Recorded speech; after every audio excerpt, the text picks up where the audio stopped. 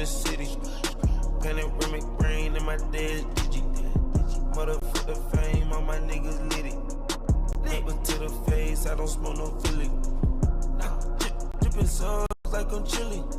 Said that me came to the floor when it's chilly. I got big booty bras at the telly. And end up from the store who was ready. I can't fuck with none of y'all niggas, y'all disgust me. When you with your maggot ass friends, don't discuss me. Effing with a standing clip, I hope don't try to rush me. I am saying such and such a nigga ain't gon' touch me. Big body bench, remember I used to be dusty. Now I want my money, all hunters in a rush, please. I was selling weed when they came out with white tee. Now I put a whole half a ticket on my white tee. Whole hood popping other niggas, they don't like me. Made her eat it up, she told her friend he gon' wipe me. All my niggas thoroughbred, on foot cross street. Free all of the bros down the road and on Right Street. Hit that fast thing speeding through the city. Panoramic brain in my dead digi. Motherfucker fame, all my niggas lit it. Paper to the face, I don't smoke no Philly. Drippin' sauce like I'm chilly. Said that me came to the floor when it's chilly. I got big booty bras at the telly. And end up from the store who was ready. Put some fine bitches in my jellies. 2 new glass tenants, these spaghettis. Ain't gon' bash you bitches, I ain't petty. Just know we fucking, we ain't going steady. I don't wanna sleep, I need more eddies. I ain't had no kid, but I'm a daddy. Let her shake her ass like it's magic. 20s in my pocket, look like cabbage. Carrots everywhere, I'm a rabbit. I ain't sure they low, what was that then? We was told to go, keep that cannon. I'm a fucking gold, I can't panic. Hit that fast thing speeding through the city. Panoramic brain in my dead digi. Motherfucker fame, all my niggas lit it. Paper to the face, I don't smoke no Philly. Drippin' sauce like I'm chilly. Said that me came to the floor when it's chilly. I got big booty bras at the telly.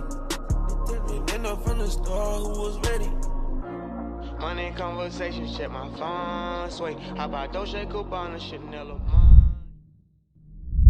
Today, we're going to talk about CBB Super Tuesday, craft up a TNT two-piece for the night slate tonight in the NBA, and of course, craft up the squad ride. This is Behind the Lines. I mean, Chucky Hepburn had Boopie Miller in jail.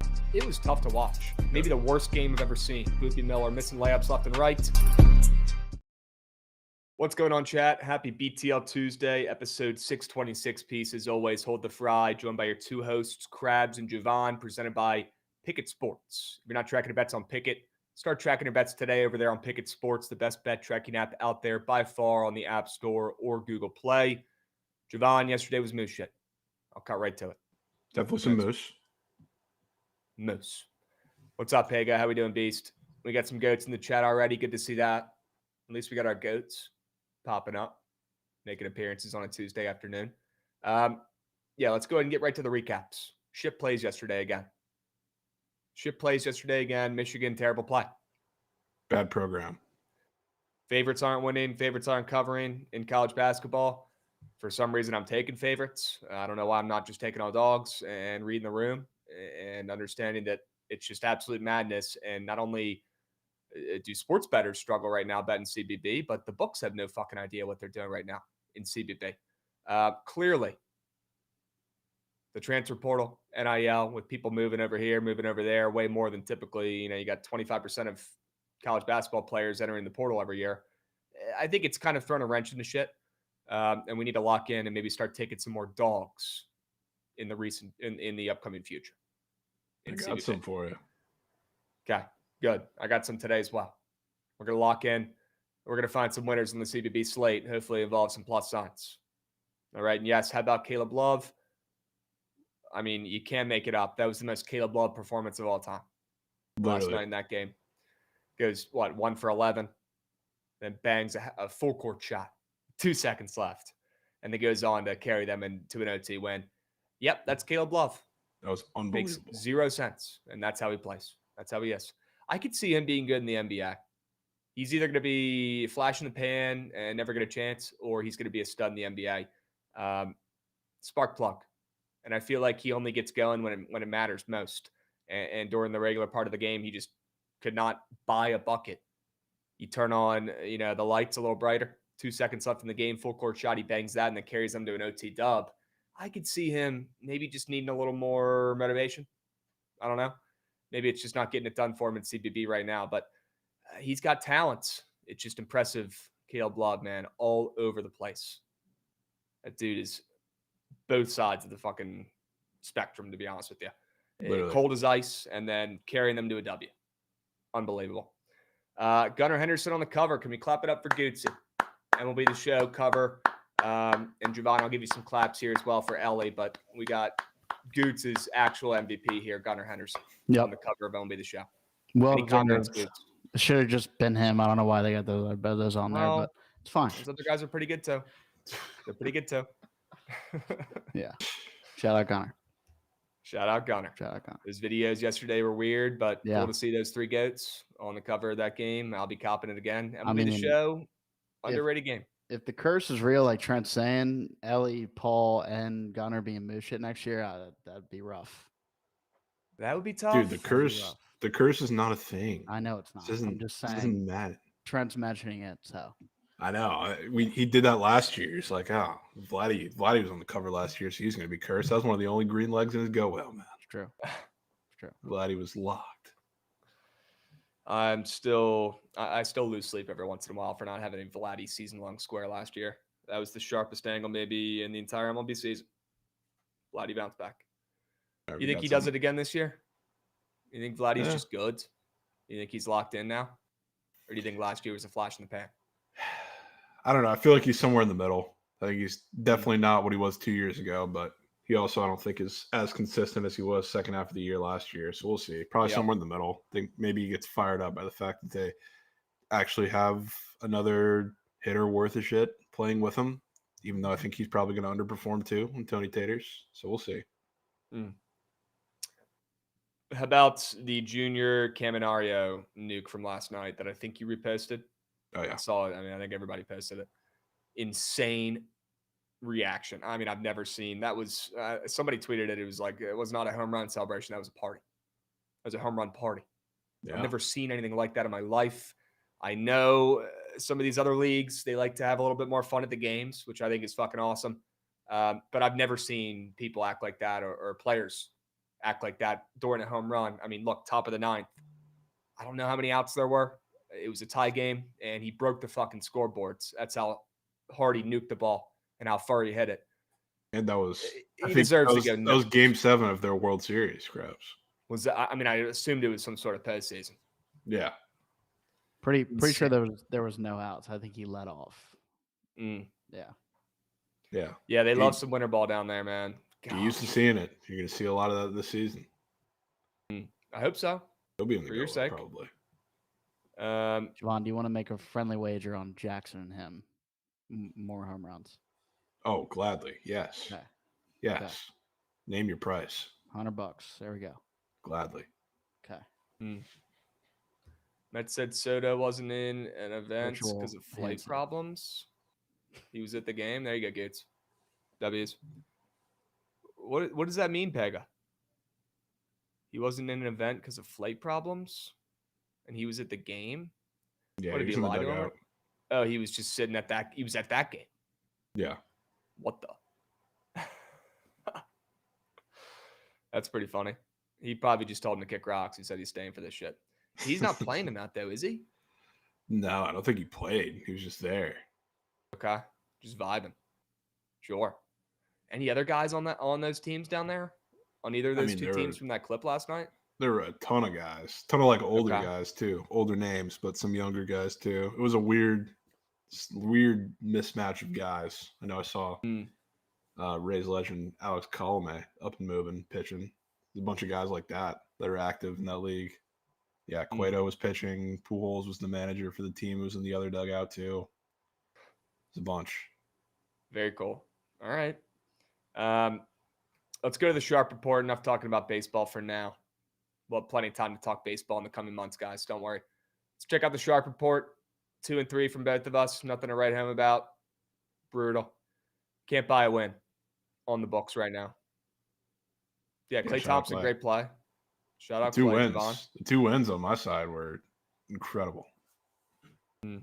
Houston Christian getting an outright dub on the road. 9-1 ATS now on the road. Incredible. And Clay Spawns with 7 threes in the first quarter. Electric. Yeah, anybody else last night just watched Danny Wolf drive and run as hard as he could to the basket and throw up the worst layup of all time? Because I did. Yeah, it was bad.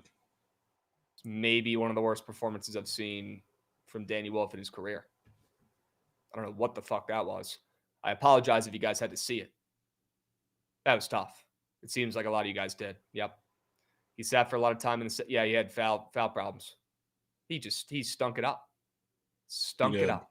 I mean, that was obviously cake to square, but that was, I feel like 70% of the reason they also did not have a shot to cover that game. I mean, he was looking like a bozo out there. Yeah. Bozo. Big Cheesy coming in resubbing. Let's go, Big Cheesy. Attaboy. We got Heavy Bets coming in resubbing as well for 4 months. Love to see that. Heavy Bets, you're a goat. W's. I wouldn't watch them up 7 and be like, we got life, then turn my head for a minute and they'd be down 3. Yeah, that game sucked. I'll go ahead and translate that one for you, Godsend. That game sucked. Got the win. Didn't cover. Danny Wolf didn't do squats. And we move.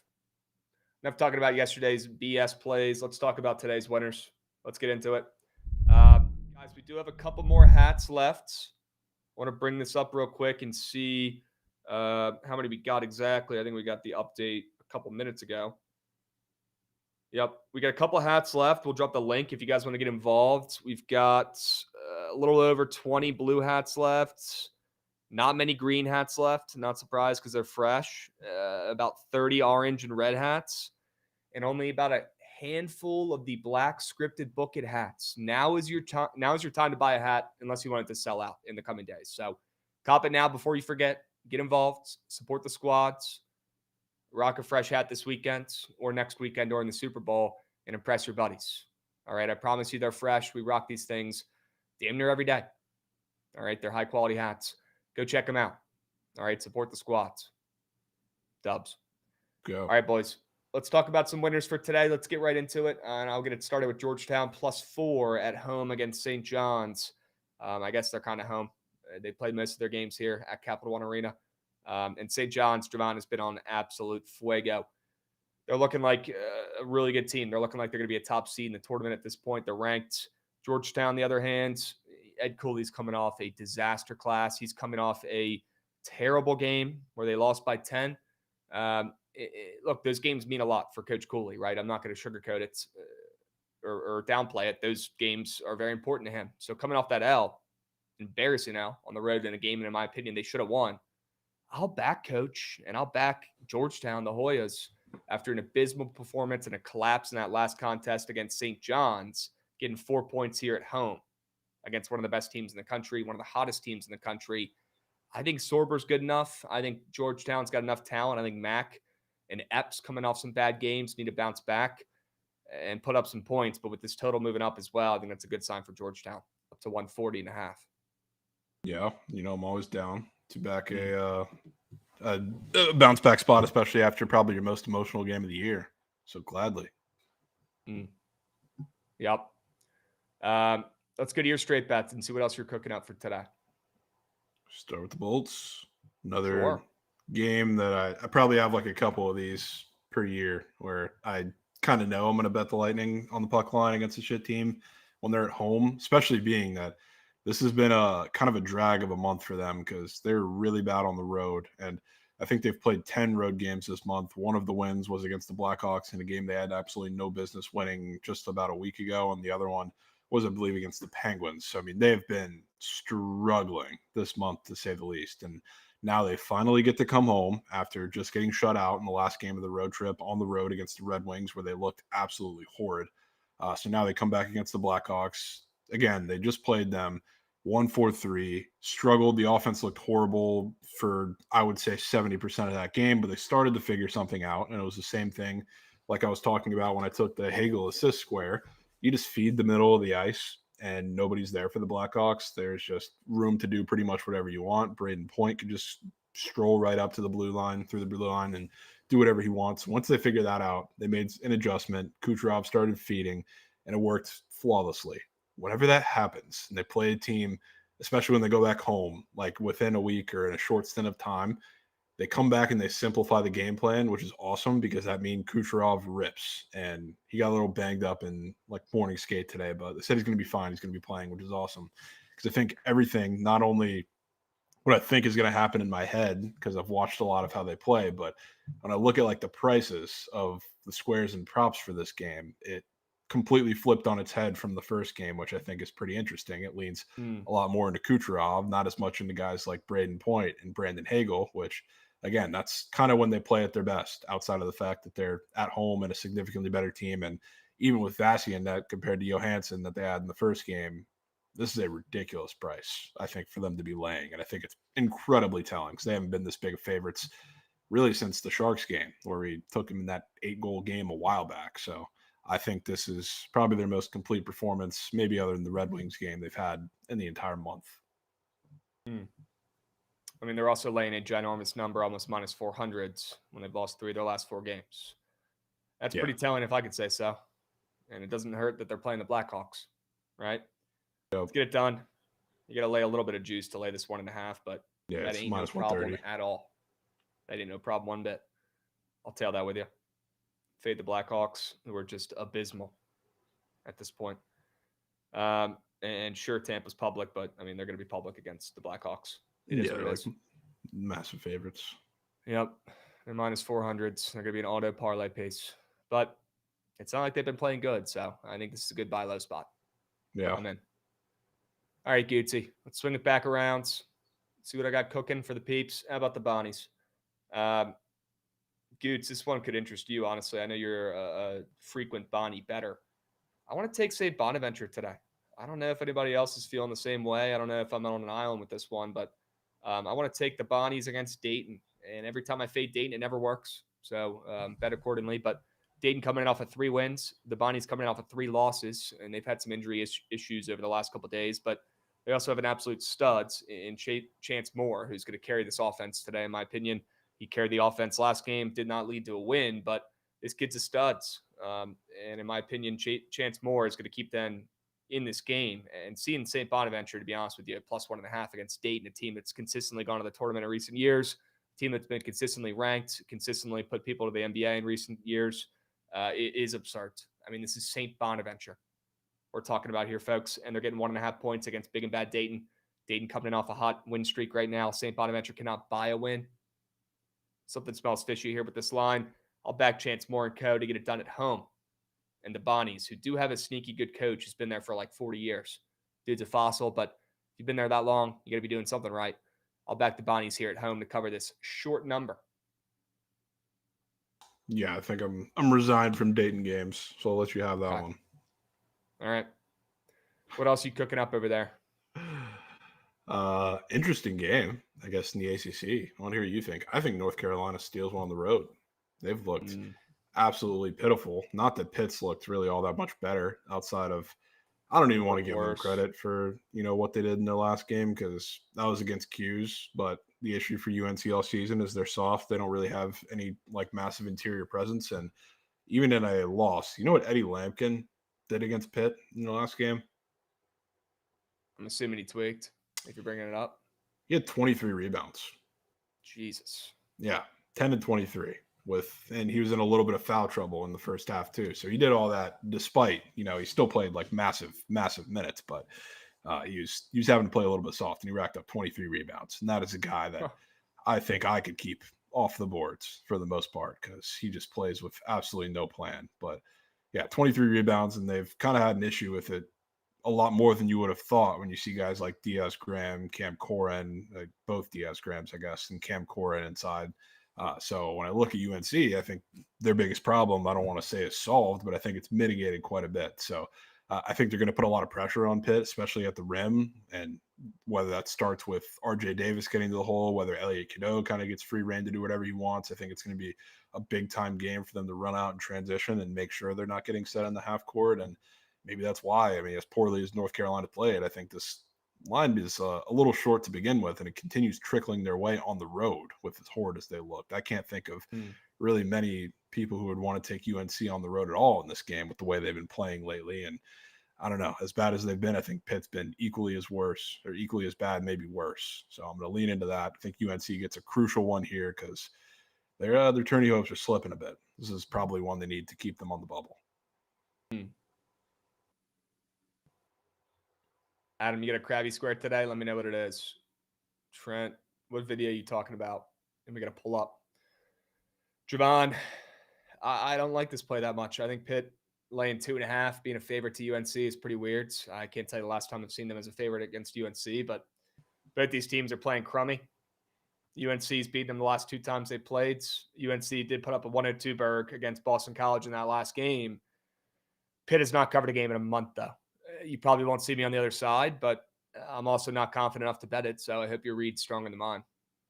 Yeah, I think that Boston College game might have been their wake-up call because, I mean, they won the game, but they're 3 touchdown favorites and went into overtime with a team that also had not covered a game in like a month and a half. So I think that's between that game, Wake game, Stanford game, horrendous stretch of 3 games. And I think I think pressure's on to get it together before Saturday because obviously that's the big one. Yeah. Okay. I don't know if I could do it. I thought it was weird seeing Pitt open up 3.5-point faves with how they've looked recently. But, I mean, look, you're betting on 7-14 against the spread, UNC. I'm not going to tell you no. And I don't even know if I'm going to bet Pitt. So trust your gut. All right. I think I got one more straight bet for the peeps here. Let's go check that one out today and see what else I got cooking. Sure.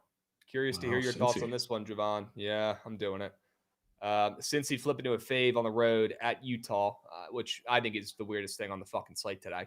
You can't tell me otherwise or differently. Since he is a favorite in Utah, I know Utah sucks, right? But we all know they get a ton of line respect, and we all know they're good at home. Seeing Cincy, who's been playing terrible as well, and has dealt with a ton of injuries and has never really done anything in their entire lives, at least in my existence, seeing them as a favorite on the road here is ridiculous. It's ridiculous. And if Cincy doesn't win this game, somebody who set that line should get fired, to be honest with you. Because seeing them as a favorite on the road to Utah is either the most disrespectful line we've seen on the road for a favorite all season, or it's the worst line ever if we see Utah come through and win this game. But I'm pretty confident those are 2 shit takes. And that Cincy ends up winning this game on the road and they stomp them and they beat them with talent.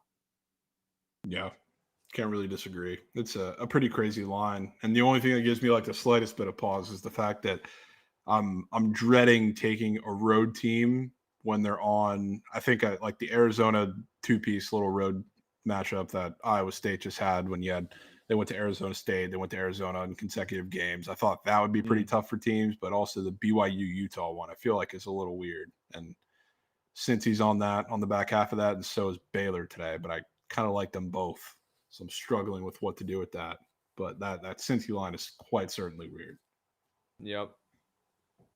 They should not be favorites in Utah. They should not be. And they are. So I'll bet them. And we'll see how it goes. Jovan, I think you got one more straight bet for the peeps. Let's see. How about Butler today? Fading Marquette, which is one of the most painful things I think to do in all of college basketball, but I think it has to be done because, I mean, Butler's been bad. I don't think that's really a secret, but they're just a bitch of a team to play. They're a team that, like, if you get them in the right spot, especially when you're playing them at home, like, you can grind it out. You're going to play a little slower of basketball outside of like a handful of games where, you know, they'll kind of run with you. That UConn game for a bit where they kept it close on the road was probably one of the best examples of that. But against Marquette, I can tell you they're probably going to slow down the tempo as much as usual and keep that within the half court because that's the only way they can stay in this game. But I think they're tough enough to do it. I think they're good enough at the rim. They've defended a lot of these teams that are really action-based in their offense. Again, UConn is the prime example in that. So I think this one gets weird. I think the spread's short to begin with and kind of teetering back and forth between like the 8 and 6.5. It's been flip-flopping wherever you want to go, and it's kind of landed at 7.5 for now. So it's what I took. That's what I locked in. I think this game gets extremely weird for Marquette on the road after, I mean, 2 just dominant performances where I thought there was maybe something a little left in the tank, especially for Villanova. I know we talked about that game in their last one. Thought that one was maybe a little bit of a tricky spot where they would keep it close, and it'll be one of those classic Big East games that for whatever reason came down to the wire. Didn't. I think this might be the one. I mean, the line would say so. It's a ridiculous line. Seeing Butler getting single digits, getting a touchdown in the hook against 9th-ranked Marquette, who hasn't done anything to think that they're not going to destroy Butler in this game. I'll tail this one with you. It's gross. I mean, Butler, I know they've shown a pulse, I guess, of late. They've won 2 of their last 3 and, played all right. They put up more than 80 points in both those games. They played some pretty solid defense against DePaul as well, but those 2 wins were against DePaul and Seton Hall, who, I mean, those are 2 of the worst teams maybe in college basketball. I'd like to see the Hokies play those 2 teams. Let's see how those games go. You might not have a winner. You might only get 2 ties. They might be playing all night. It's got to be Butler, Jovan, laying this number. I mean, it's absurd. But every time I click the button, it never hits. So maybe I sit this one out and I just let you cash. I cannot fade Marquette to save my life. I've never done it successfully. Yeah. Not once. Understand it. Yeah, I'll let you cash that one on your own. But God, that's a sharp looking play. Butler is sitting at 9-11 this season against 17-3, 9th-ranked Marquette. And they're only laying 7.5. It's not even like it's not even like Butler has good success against Marquette. Just try to combine both the schools with one word. They don't. Butler's beaten them once the last 7 years. This line is absurd. Yeah, crazy line. Should be at least double digits. This reminds me of, I mean, I guess this makes even a little less sense than that, but feels like Corpus Christi against McNeese a little bit. Not just because it was just about the same exact line, but it's probably the only time you're going to get Butler at home in a similar spot with the line this short. All right, let's move. Let's groove. Let's talk about some prize pick squares. Fade my goat. Really hope Nerfy Chad's not in here because he's going to be pissed if he is. But fade my goat, Logan Thompson, who, correct me if I'm wrong, but I believe just signed a fatty 6-year deal. Much deserved for the Capitals as well. He's been cracked. He's been on his heads. And he's been winning us a lot of games this year. And Chad's in the chat. God damn it. Well, Chad, I know you can hate me for this one. It is what it is, but it's turning green. So if you want to sneak tail this one as well, go ahead. Take a peep at that chart if you guys play prize picks and see what you guys think about it. It could not be more red. Logan Thompson has been one of the best goalies in the NHL this season. And he's playing in a game today, Jovan, with a total only at 5.5. And the Caps are favorites, short favorites. And the Calgary's getting steamed at home. And Calgary kind of looks like a sharp play to me, although you won't see me fading the Caps on the ML. I'd say if the Caps do win this game, it's at least going to be in a high-scoring affair. And I'd say you have a way better chance of maybe Calgary pulling this one out, putting up a 3-piece against the Goats. And Logan Thompson gives up more than 2.5 goals allowed. Jovan, the square sucks to take, but it is what it is. And I'm trying to find green squares. And this is one of them. Yeah. You know? I'm down for it, Krabs. Of course. I'm not happy to take my guy and fade him to give up goals, but it is what it is. Yeah. I think that game in general will have a little more goals than people would expect on paper because, I mean, that's me saying that with Dustin Wolf also on the other side of net. So, and I would not be surprised. Flames are at home shaking up their lineup partially because they have to, and they're pretty thin defensively. It's like they're trying to be a little more aggressive. So, like, not to say that 100% generates goals out of that, but I can say they're at least going to be putting a lot more pucks on net than they usually do, and they're playing these better defensive teams where they just kind of sit back and play a rock fight with them. Chad, you better not do such thing, brother, in chat. No chance. Dave Martinez burner. I am going to fade a DC team here for a second because yesterday I went 2-3 and the day before I went 1-4 and people are bitching about the plays. So I'm going to give you guys a winner. And unfortunately today that's Logan Thompson, more than 2.5 goals allowed after signing that fatty contract. He's probably going to be still drunk in this game tonight, as he should be. Okay. And then we can bet on him and his less than goals allowed every game the rest of the season. We can bet on the Caps to make the playoffs, to win a game in the playoffs. I don't give a shit. But today we got to fade, and we got to take his more than 2.5 goals allowed. If you guys want green, you want green. There's a green square right there. Boom. Take it. Don't complain. Square number 2, Marcus Burton. I'm sure you and Gucci could get involved with this one as well. Marcus Burton, more than 26.5 points and assists. Jovan, Marcus Burton's a stud, and he deserves more respect. That's for sure.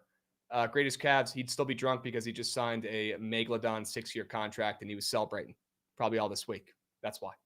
It was also a joke, if you couldn't tell. Marcus Burton is an absolute stud and one of the most underrated players in the country, in my opinion, at least in the ACC. Jovan, I'm sure you could back me on that. The Irish have an interesting matchup today, and they're laying a fat number after they looked pretty good against UVA in that last game where they skull-fucked them on the roads. They've won 2 of their last 3. They've covered 4 of their last 5. The Irish, after an up-and-down start to the season, are finally starting to show a little bit more consistency. And I'm seeing this total in this game moving up from 143.5 to 145. I'm seeing Notre Dame laying a fat number, minus 8.5 against a Georgia Tech team that's given them fits over the years. They actually beat them the last time they played them as well, pulled off the win in last December. But I'll tell you what, Jovan, Marcus Burton, he's going to have no problem getting into the lane in this game, banging threes in this game, and finding his goats like Shrewsbury on the wing in this game. With the total up and with Georgia Tech's abysmal defense, you're going to see the Irish put up a big number, laying 8.5. I think they cover it too. I might end up tailing it, but that's a pretty telling number. And the total moving up, I think, is a great sign for Marcus Burton to go out there and absolutely ball today and carry. Yeah, I'm always down for that. That line in the game, I think, is also fat. I mean, somebody's got to do it. That line's fat. I agree. And I know they've played maybe a little bit better than Georgia Tech of late, but not by much. And I know they're home, but, is that reason to have them laying 8.5? Probably not. It's a big old number. David Martinez burner, I'll be confirmed drunk in the dugout next year if Mike Rizzo doesn't get up and moving. Well, you better go get your liquor ready because I think Mike Rizzo's work here is done. Dave Martinez burner. I don't think he's making any more moves for this upcoming season. Okay. Can we get winners all the time? Contrarian or sharp or easy winner? Just win, baby. Flatwoods fell. If it was that easy, we wouldn't be on the show. But we're sure as hell going to try. We're going to give it our best effort and put in some extra work this morning finding winners. That I'll tell you we can do. All right. Let's find some winners today, Jovan. And I'm sure you've got 2 on Prize Picks that you're ready to tell us about. Hope so. Starts with good old GOAT Steph Curry. That, funny enough, not that I'm taking it just because of this, but you remember when Trent went on his little rant yesterday about writing off Julius Pork and leaving him in 2024? The last time Julius Pork hit multiple threes in a game was the same day that Riley Leonard cashed our massive slip against Georgia with his legs. He hit 3 yesterday after Trent went on that rant. You know what else he went on and rant said yesterday? He will refuse to bet on Steph Curry for the entirety of the season. Doesn't matter who says it. Doesn't matter who puts him in a slip. Doesn't matter who puts meat on top of whatever for Steph Curry, whether it's his points, his assist, or whatever. He ain't taking it. Guess who laces him up today against the Jazz off a back-to-back, which both of them are off a back-to-back, but the Jazz defense specifically, which has been bleeding against point guards, and the assists are very popular today because, I mean, they're weak in all areas. Spot-up shooters get their fair share, but against point guards, like, look at what they've done, or what point guards have done to them over the past couple weeks. It's been all GOAT point guards that have been eating. Even like last night, Dame had 35 against them. I thought we were getting relatively close to 50 ball territory for that Go Whale square, and he was lights out against them. This is the time where you do it after just a no-show for the relative, past week for Steph. And a lot of that's been because he's forced more into the playmaker role for this team because they're super shorthanded. There's no Draymond, yada, yada, yada. Not today. Not today against the Jazz. I think this is going to be one of his best performances he's had in a little bit. So I will take Steph gladly. And then on the other side, DeAndre Hunter had a career high yesterday, Krabs, which was incredible. Career high that happened to come without Trae Young lacing him up on the court, which he's still not confirmed in today, but we kind of all reports kind of point to him playing today. But regardless, big catch and shoot guy. The problem is they're playing the Rockets today. You know what all wing defenders are going to see for the Rockets? You're going to get one of probably 2 matchups. You're going to see some of Dillon Brooks, who you probably also could fade on the defensive end today because he just come off a ridiculous performance. But you're going to see either Dillon Brooks or you're going to see Amen Thompson, 2 of the better defenders, catch and shoot and on ball in the NBA.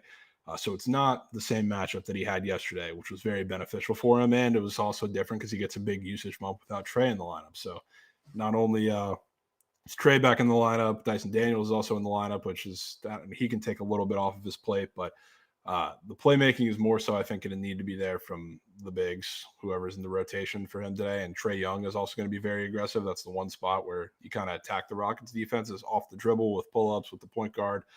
So I think Trey could have a big day on the offensive end. I don't think it's going to come from him facilitating as much, and that hurts DeAndre Hunter quite a bit, especially when you're having a really tough matchup, no matter who's guarding you on the wing there where he loves to sit. So I'm fading him. Damn, Adam's talking about his less than 3-point attempts, I guess, after a career day. He's got so many green squares on the board after that game yesterday. And he went to UVA. Yeah. Probably don't have to tell you to fade him twice.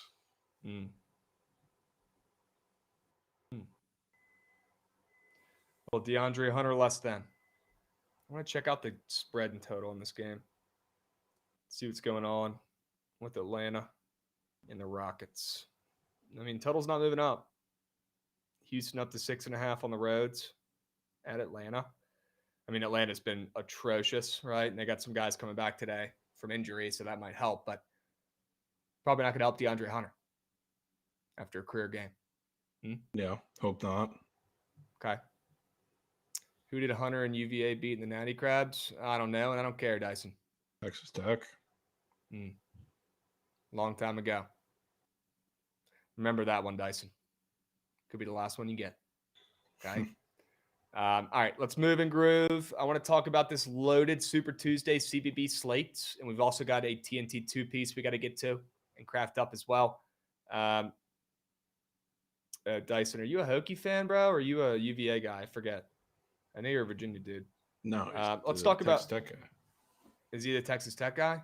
Yeah. Okay. Oh, that makes two of us then, Dyson, when UVA won the championship. Okay. Let's talk about this loaded CBB slate, gents, because it is loaded. We got a Super Tuesday today. We got plenty of great games. Jovan, you going back to your Georgia Bulldogs, who've been on a little bit of a rough stretch? Yeah, I kind of want to. I don't know. I'm trying to stay away from the seemingly sharp 7.5 to like 10.5, 11 spreads. I mean, those have not been hitting, just like Michigan yesterday. So like I'm trying to wean off of those a little bit, but I would much rather take that and probably fade the one that the whole world seems to be on today, which is pretty interesting in the SEC over there. Yeah, this game hurts my brain. I don't really want to bet anything in that game.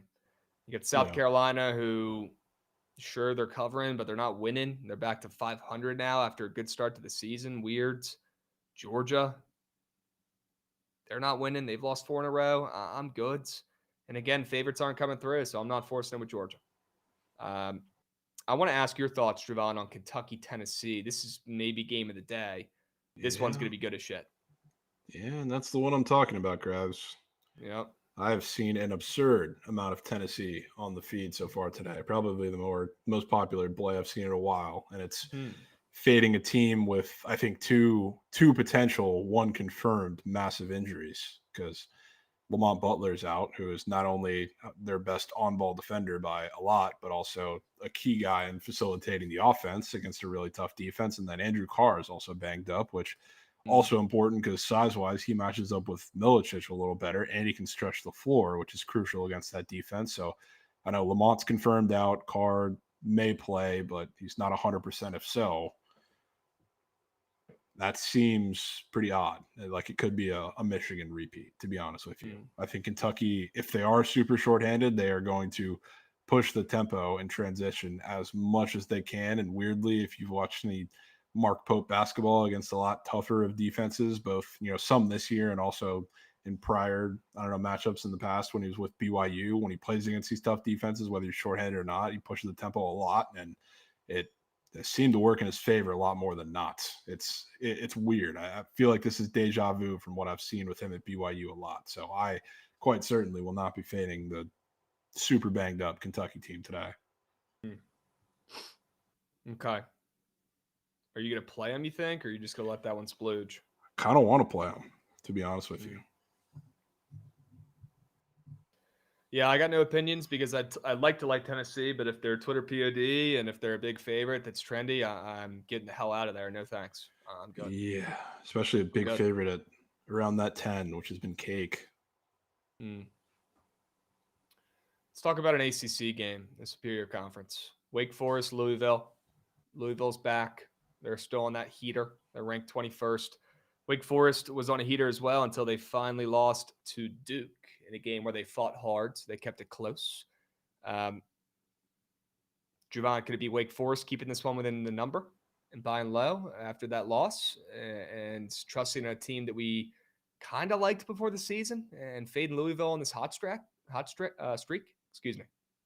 Yeah, I kind of think it is. I don't want to fade Louisville right now, though, to be honest with you. But I do think this is kind of perfect for Wake and Hunter South, especially to get going because you're playing a smaller team where it's a little easier for you to get to the rim. So this is not like one of the past games where Wake has to like rely on their shooting. That's not there nearly as much. So I think they can keep it close. It's just where does the Louisville train stop at this point? Yeah, I really don't want to fade Pat Kelsey for a second straight game, but I do think Louisville covers this game on the road. And I thought they should have been getting 10. Home, right? Louisville's at home. Yeah. Sorry, did I not say I think Wake Forest covers this game on the road? Louisville on the road. I didn't know if you were talking Excuse about me. Louisville or Wake in that. Yep. Louisville at home here. I don't want to fade Pat Kelsey for a second straight game, but I do think Wake Forest probably should have been getting some more points there on the road. I don't know. They're getting some line respect in this game against a ranked opponent.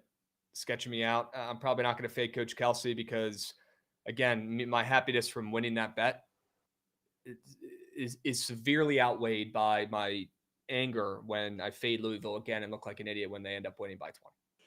Fair. It's not even comparable. It's not even a comparable number or feeling, right? And I was one of the people who was saying Pat Kelsey's going to turn around this Louisville program, and I'm not going to sit here and fade him. That'd be a bozo move. I'm not doing that. He's there now. What are they, 8-1 in ACC play? Yeah, dude, they've been dominating in year one. Rolling. It's crazy. It's shorthanded too. Yeah, it's crazy what you do when you put in a guy who actually gives a fuck and works hard, right? A guy who just leads the way. I still have the clip engraved in my brain when he was down in Charleston and heading out to the court with, his squads and doing laps, warming up before the game. And he was in the front leading the laps, running with the team. And they were all cracking jokes. They were all talking, chatting. They were all having fun. It was on ESPN before the game. Pat Kelsey, he's one of the guys. And he had one of the greatest comments the other day when they asked him, I forget what it was. I think Gucci knows it. And he's like, hey, life's not too bad. My wife's hot. I'll be okay. It's like, Pat Kelsey, you get it, my man. You do. Yeah, that was awesome. Hilarious. He gets it. And we do have Mia Khalifa Stepbro. Unfortunately, he's out this year. He's on. Yeah. He's redshirted, right? But we do have Mia Khalifa Stepbro next year making his return. Excited for that. They're making us earn that one. Making us wait. All right, let's talk about Providence and Seton Hall. You got Seton Hall, who's just a bad basketball team. Been saying it for weeks. Let's fade them again, take Providence. I'm done going against that narrative. You couldn't pay me to bet on Providence after winning their Super Bowl. So I'll let you have that. It's a good point. Terrible spot, but I just think Seton Hall, their team is actually just that bad. No, they are. Yeah, I won't disagree with you in the slightest with that. This is actually the Mikey Over's game. This is his alma mater versus the school he used to root for growing up. Yeah. Do you think Mikey's getting too blown? He won't be too blown with whoever wins or loses that game, I feel like. No, he'll for sure be blown. For sure be blown, dude. All right, let's keep moving and grooving. Definitely Spot says Seton Hall, but I think their team is actual dog shit. And I think because they have a cool, trendy coach that got to the tournament a couple years ago with a completely different college. For some reason, that matters now on this team. And the odds makers give them half the lines that they should get in every game because of that one reason. It's absurd. their roster is quail meat. Really bad. Like it's not St. Mary's would give them a run this year, straight up. Virginia Tech would probably beat them. Jovan, I'm looking at some of these other great games today on Super Tuesday. How about VCU laying 5.5 to St. Louis? I know they're the better team. I know they're playing better, but 8-10, you're getting tight spreads. Do you think that was a lot of points against a St. Louis team that gets respected a good amount? Yeah, I don't think so. I feel like it's fair. I mean, VCU has been on a literal scorched earth streak because, I mean, that team is really starting to play good ball again, just like we kind of expected they would to start the year. And now you're getting a St. Louis team that has not really been incredibly consistent, just lost that game against GW over the weekend. So I would not be surprised at all if St. Louis gets it together, looks much better, and sneaks a win in this game. ZDZ bets, no TNT two-piece yet. Trying to go through the college basketball Super Tuesday slate. Okay.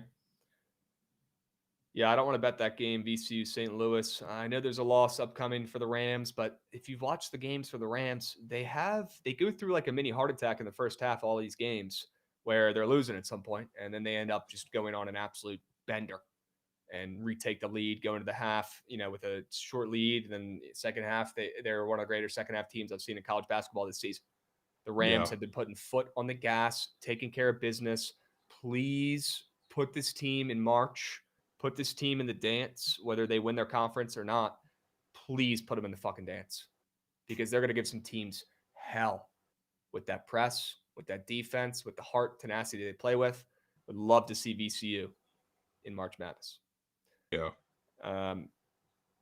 Minnesota, Michigan State. You got the team Trent thinks should be ranked number 1 in the country, Minnesota, who actually is 11-9 now. So I will put a little bit of respect on their name. Starting to get back on track, 3 straight wins. And then you got the Spartans, who might be people's actual natty champions this year. People are saying Tom Izzo's back. I'm starting to hear it. They're 17-2. They're ranked 7th in the country. Jovan, you think it's the Golden Gophers or you think it's the Spartans at home?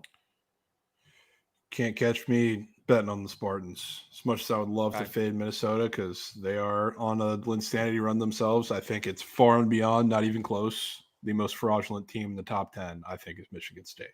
So you will not catch me betting them when they're laying a fat number against the greatest team of all time. All right. You going to like Kansas 13.5 against Jordan Ivy Curry and UCF? Yeah, I can't do that. Remember, or maybe you don't. Did you see what happened in that first game with UCF? I think there's been a lot of drubbings in, I guess, Big 12 play, especially so far. A lot of them have involved, I guess, UCF, Houston, TCU, some of the bottom teams. I don't know if I saw a more lopsided game in Big 12 play than that first matchup with Kansas and UCF. That was awful. Maybe the worst showing, I think, of any Big 12 team in conference or not so far this year. So I will definitely not be laying it with Kansas. Maybe UCF. It could certainly be UCF, and I would not tell you any different. It's starting to get that time of year where we can back the team that got their dicks kicked in for round 2 when they face that same team on the opposing court. And this could be one of those matchups. UCF, they've already gotten their shit kicked in. Lost 99-48 only a couple weeks ago at home against Kansas. Now they go on the road, chance to get their lick back. I want to see what some of these prize pick squares are showing us today for some of their guys. Darius Johnson, nothing crazy for him. Jordan Ivy Curry up for 12 points. That's probably a pretty good look. He's been carrying their offense in recent games. They got Keyshawn Hall up. I mean, they got their center Thiem up too, who's been balling. You got a lot of squares up for that UCF team. Yeah, interesting. M. Corleone, that Ian Jackson half assist square, I think is one of the more popular squares in CBB today. I saw that up there on the popular tab. Pretty weird. Certainly didn't want to take it, seeing it on the pop tab. And I'm not a big UNC guy tonight, but I know you are, Jovan. Yeah. What about... Arizona State, Colorado. Colorado hasn't won a game in actually a month, and they are favorites at home against Goots' Sun Devils. Yeah, this is like Russia versus China. I think I'm good on this game. Colorado does look like very easy, which worries me. I know they've been on a horrid stretch, but nobody likes Arizona State. They're getting a little healthier. They looked really good, contrary to what you would see if you looked at the box score, final score of that Iowa State game. So I won't get caught up in that. I'm a little scared of a lot of the home teams in the Big 12 today. Yeah, I mean, on paper, Arizona State's roster is bigger and better than Colorado. That line is kind of weird, but they're home. And Arizona State hasn't done anything over the recent games or in recent years to deserve any line respect. So I don't know about that game. I'll set that one out. Oklahoma, Texas A&M. You see those Wade Taylor? You can't see college basketball squares, but yeah, Wade Taylor's got some high squares up there today. He's got a 2.5, 3 square after finally breaking through last game and putting up some points like the old guy that we used to bet on and love, Wade Taylor. Is that a pretty big number they're laying? Texas A&M after 3 losses in their last 5 games? Maybe a touch. I don't think the market respects Oklahoma all that much either because they're a weird team, I guess, to cap value and figure out. And I really wouldn't say anything different. I just can't lay that many points to that offense, which is maybe why you would probably lean into it a little more.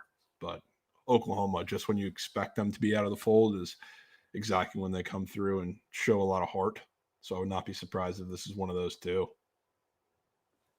It also surprised me when I was doing some research earlier today. I noticed that Oklahoma has a top 10 3-point defense in CBB. They do. That doesn't really help them for this game, but it is something to note. Might help them against Wade Taylor. Yeah, just for the majority of the team, I would say they want to get to the rim a lot more than almost anybody else Oklahoma's going to face all year. So it's not the biggest advantage. Yeah. Do they have anybody else who can shoot the ball? I mean, not really. I mean, Zurich can score from the mid-range, but he's not like a 3-point shooter, obviously. Yeah. I mean, They've he's only like, got him one and Wade other Taylor guy. are pretty similar players. Like, if they get hot, they can shoot. That's fine. But really, other than that, what is it? Like, you're relying on, like, the Obaseki game where he gets hot. Like, the Hefner game if he gets hot. Like, yeah. CJ Wilcher. yeah. And Still trying to 100% figure out. valid point from the chat, too, as much as I think a lot of people are caught up in the Texas A&M blew a big lead against Texas that game before. Oklahoma did the same thing when they quite literally played A&M the first time around a few weeks ago. Yep. So I don't think there's really any one outweighs the other bounce back narrative there. All right. Let's check out the late night geyserments. Any thoughts on Baylor BYU, Jovan? You got Baylor getting 3.5 points on the roads at BYU. This line shocked me a little bit. I could not tell you how BYU is only laying 3.5 points in this game. I was expecting quite a bit more. And maybe it's because you're getting Jeremy Roach back today, which would be huge for Baylor. I know we probably won't know that up until game time, but I was surprised, not only because Baylor, they've been a little up and down. They've been a little shorthanded. Like, they just got their win against Utah. I don't really value anything for that. But other than that, they've looked pretty bad the last handful of games when they've been injured or not. So they're on this little 2-game Utah road trip. And I was expecting to see like 5.5, 6 for BYU because that's the type of line respect they've gotten at home. And they typically do year in, year out. But in the Big 12, they've gotten a lot this season. So only seeing that much with how Baylor's looked lately raised an eyebrow, to say the least. I was looking forward to like just auto fading these teams that are on like the Arizona back end of the road trip or the Utah back end of the road trip, but I can't do it with Baylor.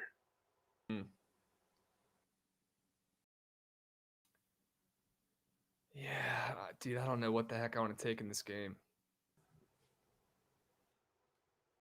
like even if Roach is back, he's still banged up. I don't want to bet that game. Yeah.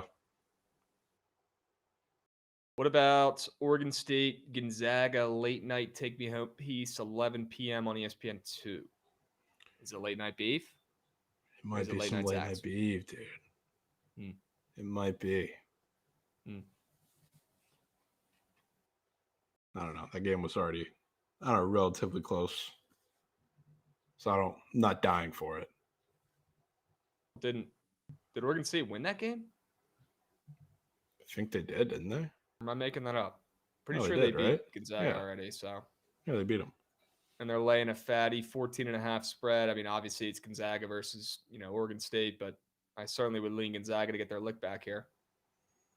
Yeah. I'll leave that. They put up 105 points against Portland in that last game. Holy shit. Yeah, and I saw a tweet that was complaining about the net after it because I forget who they were comparing it to, but somebody played a tough game in conference and won still and dropped below the Zags in the net because the Zags went and they played Portland and beat them by a million. What the? So yeah, the net's terrible. Net sucks. Anything in San Jose State, San Diego State, the battle of the states, late night? Yeah. You know what looks like the classic, sharp spot that people have been taking the last couple weeks with these bigger favorites against the team who's been red hot and covering a lot of games and just ends up being close because, I don't know, it's just the way it's worked out lately. This game, San Diego State looks like the same Michigan, Tennessee plays that we've been taking for weeks that have not been hitting. Huh.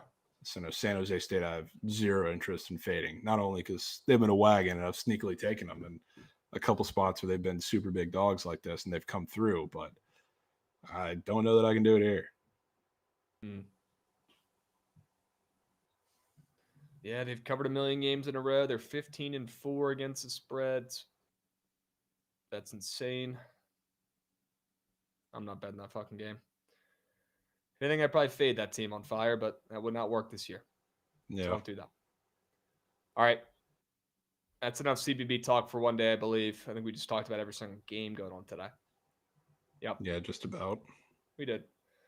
All right, let's talk about the NBA.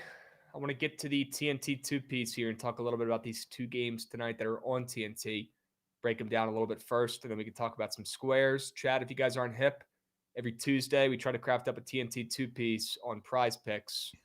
Two goats, or just two guys on Prize Picks, more or less than whatever, in a little 2-piece lineup. And we've had some success with this in recent weeks. So let's keep it up. Let's see if we can find something we like in this first game, Jovan. Lakers and 76ers. Almost called them the fucking Eagles. You got the 76ers coming in off of 2 straight wins. That's great. That's cool. But they're still 10 games under 500 and one of the biggest disappointments in the NBA this season. The Lakers, on the other hand, they were kind of treading water for a little bit, but now they've ripped off 4 straight wins in a row, and they're only laying 4 on the roads. Yeah, this game's pretty interesting, especially the fact that the Lakers are coming off of that back-to-back, it was a relatively similar game. They're on the road, short favorites against the Hornets. Somehow barely covered that game, but AD had the greatest game of all time. AD used the taco, so obviously can eliminate him. Not that we were going to take him anyway, but I don't know what I'm doing sidewise in this game or what I lean sidewise in this game because that would probably influence a little bit. Where's your head at? Well, I'm looking through the injuries here. I want to see, because you know what I'm probably leaning unless there's some injury bullshit. Yeah. And it looks like LeBron's probably going to play, and so is Rui. Oh, good. Your guy Yabusele is probably going to play as well tonight. Thank God. He's goated. Dubs. I'd say looking at this injury list, I mean, obviously Embiid's going to be out for this one. Paul George still out. Drummond still out. I mean, this team absolutely sucks, and they're only getting 4 points at home to the Lakers. I know they're home, so that gives them a couple points, but I feel like the Lakers, the way they've looked of late and how bad Philly's looked, and looking at the starting lineup for tonight, shouldn't the Lakers be laying more points? If they weren't on a back-to-back, I would say yeah. They were just only like 4.5-point favorites against the Hornets yesterday on the road. Hornets are really not all that much better. Seaborn's on the Brawny Nerfy. Sure. Braun Nerfy. You guys are saying you're saying stuff in chat that doesn't even make sense. That's the point. Braun reception's over. Okay. Braun longest reception. Okay.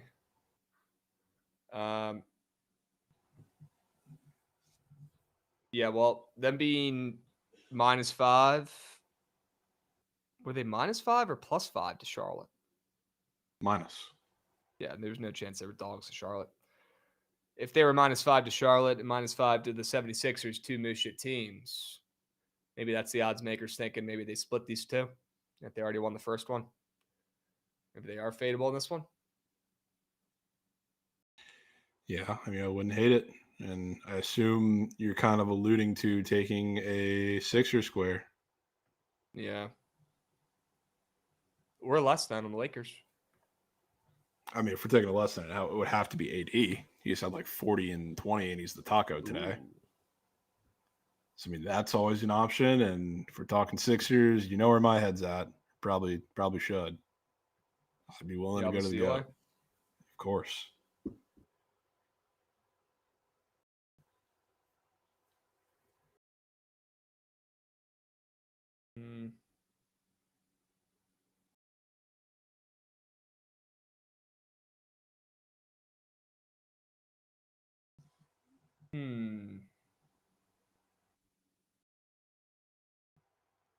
Fading AD just feels like kind of fading Cat when I do it, and it seems like a great idea, and I'm excited for it. And I'm telling people if they're taking the more than their bozos, and then we get to the game and he has 20, and then I'm the bozo. Yeah, it's very possible. I will say this is the first, assuming he actually does play, his first back-to-back he's played since December 2nd.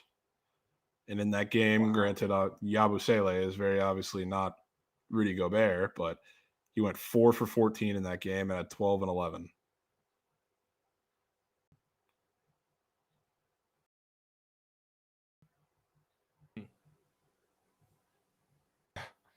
Pega, that might just work.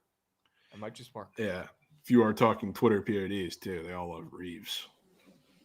I guess he's on Pop Tab too for pretty much every single square. All right, let me look at some 76er squares here, folks. Could take a Dembona more than 1.5 point. Is the most popular square on Prize Picks for God knows what reason. I think he's up for Alex Caruso POD too, dude. He's everywhere. Unbelievable. And I was clicking his points, and then his square turned in and morphed into a fantasy score square at 14. You tell me how that happens. Hilarious. No. Where did his points go? Yeah, what the fuck? I'm looking through some of these goats. We got Ricky Council up on the board, Jovan. That's pretty hilarious. Ricky Council. Would have never thought I'd have the opportunity to even take that guy. Now we're here. Arkansas legend. That's crazy.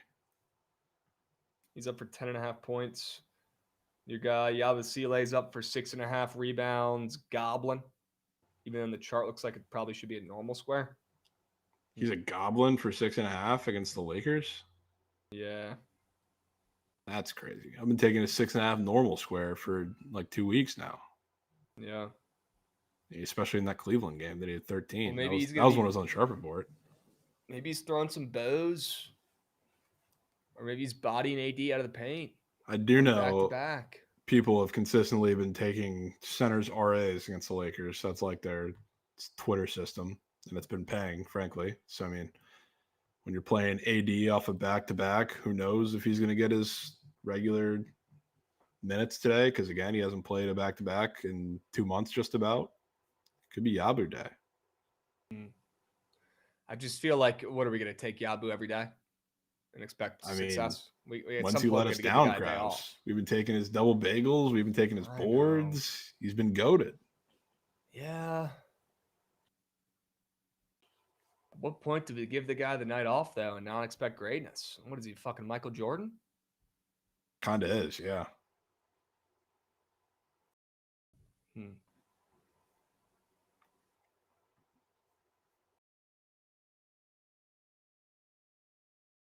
Yeah, I don't know, man. I got a lot of different angles in this one that I'd be down to do. I'd be down to fade AD. I'd be down to take Yabusele. I'd be down to go Ricky Council.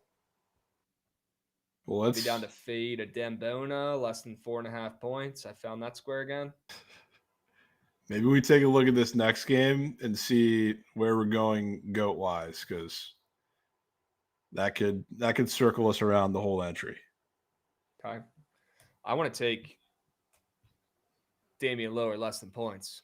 Dude. Considering that he's been useless this season and is probably going to cost us that NBA lineup that we locked into the season.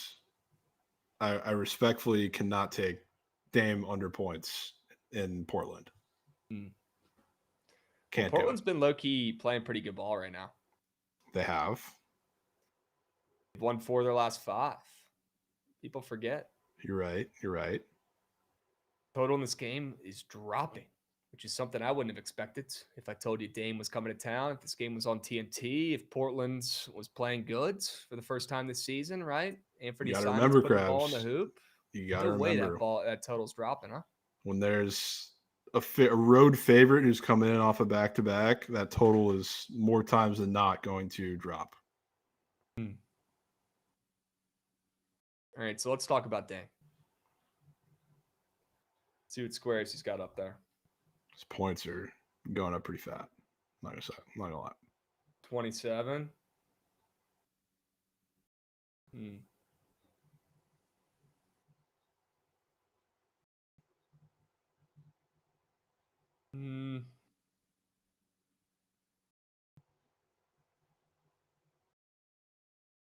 I mean, if you like green squares, you came to the right place for Mr. Dame. All right. Well, how about I give you another angle, Krabs? He is also playing pretty much his understudy, who learned everything from him, and he's the guy that essentially got the keys after Dame got traded and said, "You're going to have to be the guy." How about Anthony Simons, who just got his points bumped up in the last minute? Now we could be getting somewhere. See his assist square too? I do. Also, I know Portland's won 4 of the last 5 games, but I mean, there's a chance I might end up on Portland's spread here, looking at this number. Yeah. And I'll tell you what, everyone always talks about the revenge angle, the revenge narrative. And look, I appreciate the heads up on those angles. I do. And it takes a functioning brain to point them out. But I still stand on, I'd rather be on the side with the former team and the majority of the guys who want to beat the crap out of Dame out there. You think they want to let him come back into town and get a win? No fucking chance. That shit's personal to those guys, whether they suck or not. And this could be the one rare time you actually get some effort and something meaningful in an NBA game. So I'm kind of bought in on it. Has to be Anthony then. That's the case. Yeah. It's really only him and Scoot out of the starting 5 that are actually would have any tangible connection, because Ayton was post Lillard, obviously. Denny was post Lillard. Shaden Sharp, I guess. I don't know if he was post Lillard when he got drafted, but he wasn't there, I think, for when Dame was also there for a while, obviously. So that would be your only options. Only Simmons and Scoot. Or Simons and Scoot. I just thought Ben Simmons was on this team for a second. Get that out of my head. Ben Simmons, your guy. I mean, I'm down to take Anthony Simons more than points, but I'm also seeing that assist square, which is could not be more red. So we could go PRA, we could go PA, we could go points. We could just grab some PRA. I'd be down for some PRA. Yeah. Okay. Let's rotate back to that first game. Yep. Let's go look at Lakers and 76ers. Okay. Again, spread is ridiculous. I just don't get it. I don't get it. Man. Could fade AD, fade a GOAT, take a youngin. I'm I gonna will go say look at Reed squares too. the very first thing I said today when I woke up, because it's Taco Tuesday, so I was like, you know what? I wonder who PP is going to put in that poll. And I found it pretty interesting that they're very willing to put up AD off of 40 and 23 or whatever it was. Now he gets to play the lottery Sixers, but didn't want to put in Dame in Portland, which I can only assume a lot of people will also be on. So that's one of the reasons why I didn't want to fade Dame, especially seeing that. But AD, I could be convinced. Peyton, you ever heard of Yabasile? Go watch some tape. Go get in the film room, Peyton. Go lock in. Okay. Yeah, let's take AD less than, bro. It has to be done. What are we Unless taking? we can find Just another the Laker taco? on here to fades. Yeah, what's the taco square? Tacos is PRA. PRA. Does he have any weird turnover squares up, Gucci? Turnovers or stocks? That's when I like to. Yeah, I know, but that's when I like to go to the fantasy score. He doesn't? Okay. Because sometimes if I see a weird turnover square, like let's say it's red, I'd be like, yeah, I don't want to take, or then I'd be like, all right, I want to take his less than fantasy score because it's looking like he's going to get some turnovers, right? Ooh, we do have Dalton You get Connect on minus board. points for that. They got Dalton up there? Dalton is up there. A lot of squares. See, like, why does he not play? Couldn't tell you with this team. Maybe he does today, being that it's a back-to-back. Why does he not play? I don't get it. Or maybe Rui plays extra today because it's a back-to-back. Yeah, I think we're losing plot. I think we got to stick with fade and AD. Keeping it simple and fading the taco. I was just throwing options out there, Krabs. Yeah. Any other randos up on the Lakers? It's really just not the randos anymore, but Rui, Connect, and Christie. Okay.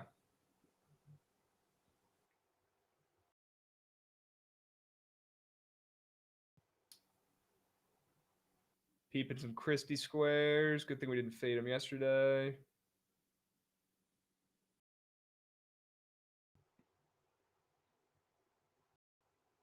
I'm sure Rui has a great game tonight. Dude, he might. I'm really interested in the fact that this is quite literally their first back-to-back that they're going to be playing healthily somewhat in like 2 months.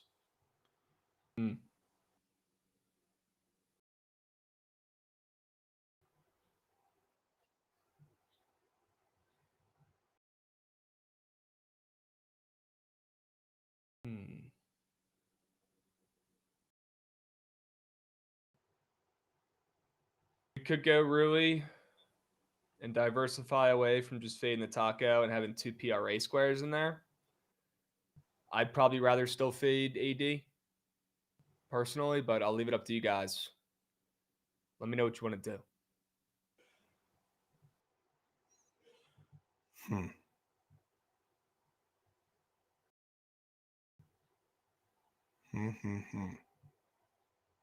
Montrezl Harrell boards. Okay. No way he's up and moving. Where does he play now?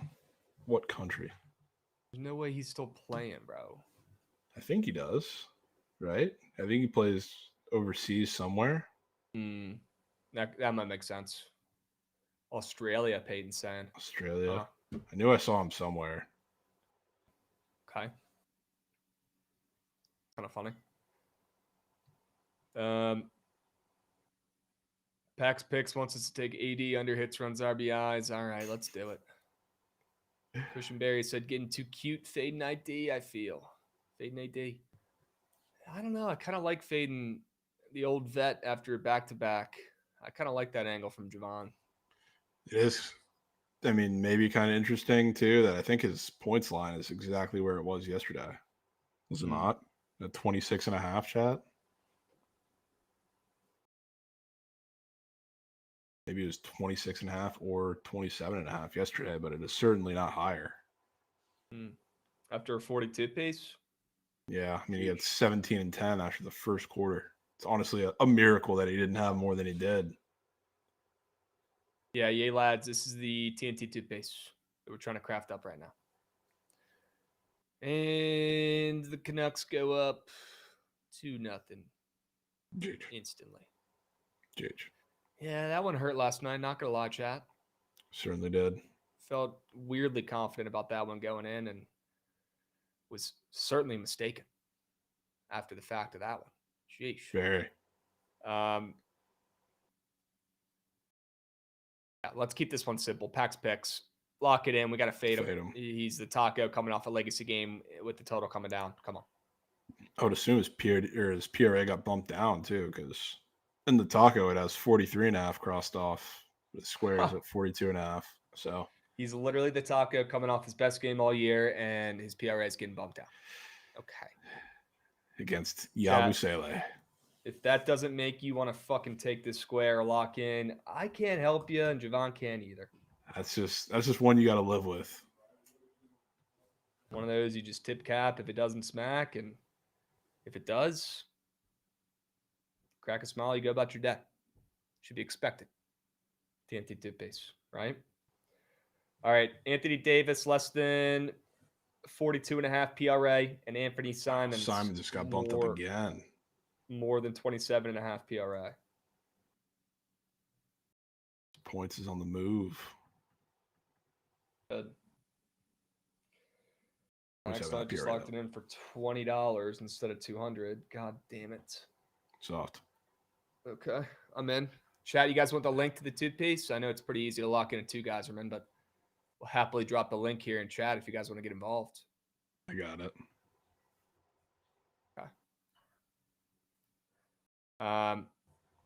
W. Jovan. Link is in the chats. Did we miss the puck talk? No, you did not. And this could be perfect timing because I was about to give Jovan the floor and see if he had any hockey plays. Because there are a decent amount of games. Want to make sure we don't go without no hockey talk today, right? Yeah, it's a decent amount of games. I don't really love anything, though, to be honest with you. I mean, I'm taking the Lightning, obviously. Yeah, I mean, they keep getting a ridiculous amount of steam, which is crazy. And I'll be taking some 2.5 as well on the puck line because 1.5 is still super juicy. But yeah, other than that, we have like the VGK revenge game, I guess, back at home against the Stars. I took the Stars and they played them in Dallas just a couple days ago, and now they're traveling back to Vegas. So I mean, I like that revenge spot. I'll probably be on that. But other than that, I think I'm pretty good with the rest of the slate. All right. Yeah, I think Calgary could be a sharp dog. You won't see me fading the Caps, but I mean, that's clearly the sharp side there at home. Yeah. Any thoughts on the Ducks? I mean, yeah, the Ducks coming down. The plus 110 is looking kind of sharp, but Seattle sucks. So. Yeah, Seattle's also off of that back-to-back, so you're going to get steam there. Yep.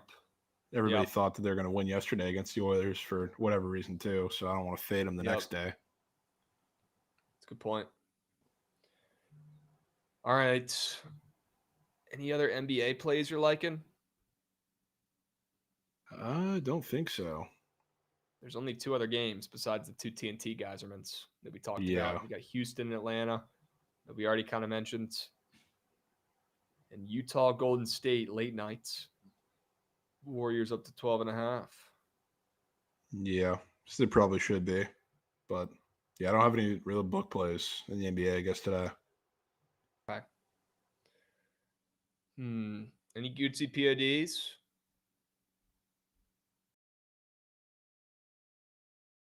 Yeah, don't really have one yet. All right. Don't force Gucci. Let it come to you.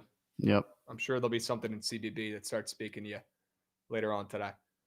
I really don't want to let this play get swept in the chat for you guys. Georgetown is really looking at me funny on the spread today, and I really think that's a winner. I wouldn't be surprised if they win that game outright this afternoon. I guess it is tonight, but a little bit of an early start, 6:30 p.m. Eastern. St. John's takes a trip to Cap One, faces off against Georgetown and Coach Cooley after that embarrassing loss against Providence at his former school. Okay? Is that the Sure. only play you made today? The 2-man? Sorry, I tuned in a little late. I'm going to lock in the Sharp Report 4-man as well right after stream. So the 4 squares that we talked about towards the beginning, pairing those puppies together. But Jovan, any other college basketball or NBA that you're liking today? Scrolling back through college basketball to see if there's anything that we missed. I don't think so. I think we went through a majority of the games. Yep. Yeah.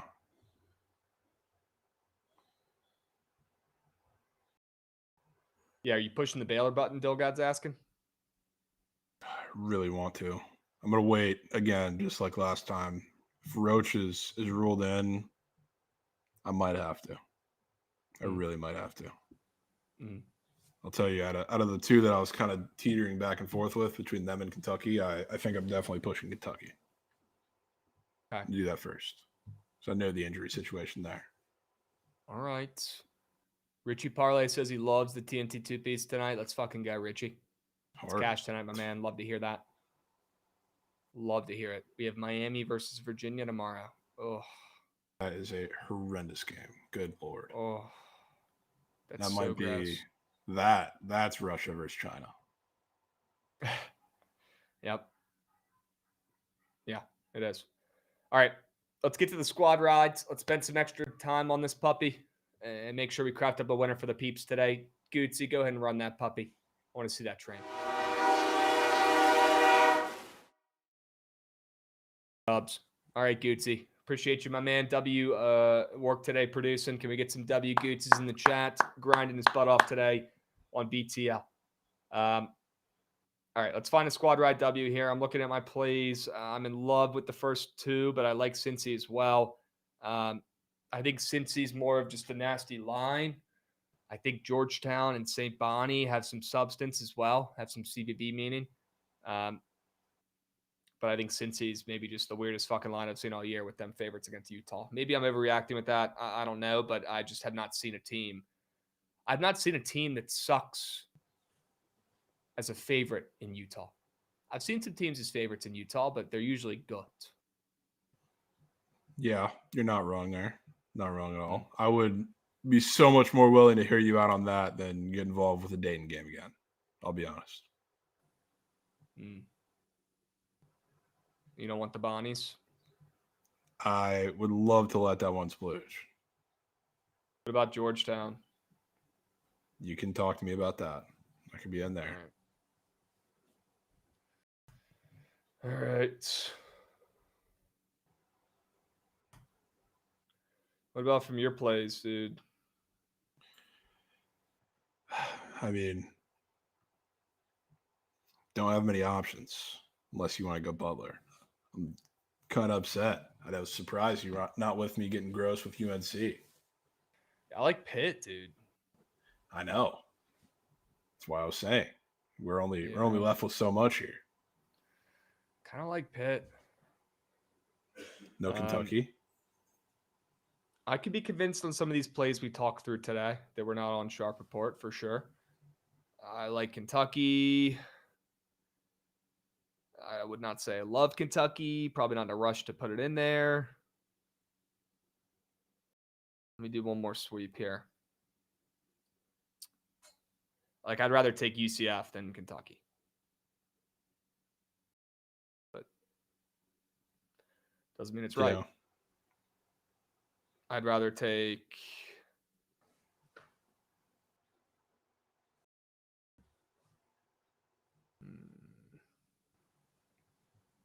Maybe we just don't force. Go with the three we have in there.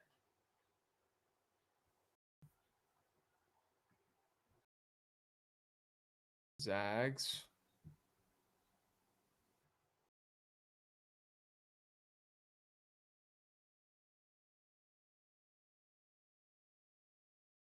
Let's put Butler in there.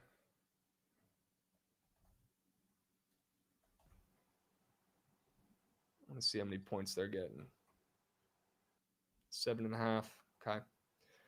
I mean, if you want to add any other plays, Jovan, please throw them out now. Let me know. No, Right now we don't got need to. Georgetown, Cincy, and Butler. Let's roll with those. All right. Chad, 3 plays, 3 winners. We're definitely not putting Providence in here, but I do think Providence probably wins that game. Might be a little too square, though. Chad, 3 plays, 3 winners. All right, we got some CBB dogs barking. And 1 fave, I guess, in there as well. Cincy ML. We got Georgetown plus 4.5 at home. Hopefully, Coach Cooley gets back on the saddle and bounces back after that embarrassing loss. And then you got Butler plus 7.5 from Jovan, which I love, against big and bad Marquette. Jake Baird asking the right questions in chat. Krabs, you ready for college lax? Yeah, do we have games on Saturday, Jake? No way that's starting up again. Yeah, we got college lax, I think, on Saturday. I think it starts up either this week or this weekend. And then we've also got the PLL Championship Series right around the corner in only a matter of weeks. Yeah, Ron, sure. Bringing that up already off the rip. You guys know I'll be boots on ground for those. Probably not every day. I think it's extendo this year with the PLL Champ Series. It's like a week long because I got the ladies playing as well. Yeah, it's like 7 or 8 days. So I probably won't be there every day, but I'll be there a lot of days. So if anybody's going to be in Northern Virginia for the PLL Champ Series, let me know. You can get some beers. And Butler and Georgetown just won outright. So I'm assuming that means since he's winning the poll. Yep. Let me go take a peep. And they're clearing. Sure. D. Martinez burner, man. I was hoping people weren't going to be scared to take dogs today, especially when I was saying favorites aren't winning.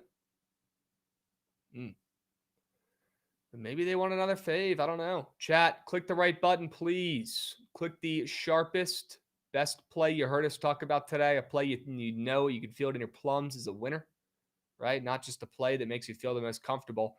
You should always feel uncomfortable when placing a bet.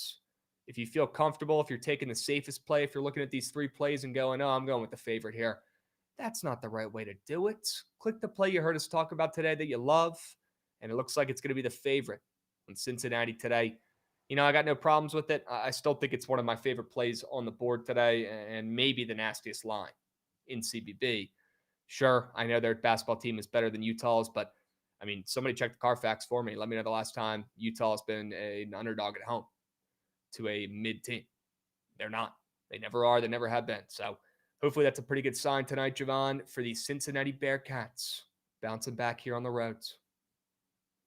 Yeah, let's get some Bearcats. Hopefully, Sorsby's up and moving on the court today. Might need it. Let's get Sorsby a courtside seat. I've seen a lot of QBs in courtside. Others on the road, so that wouldn't make any fucking sense. Yeah, tell him to make the trip. So he's not going to freaking Utah.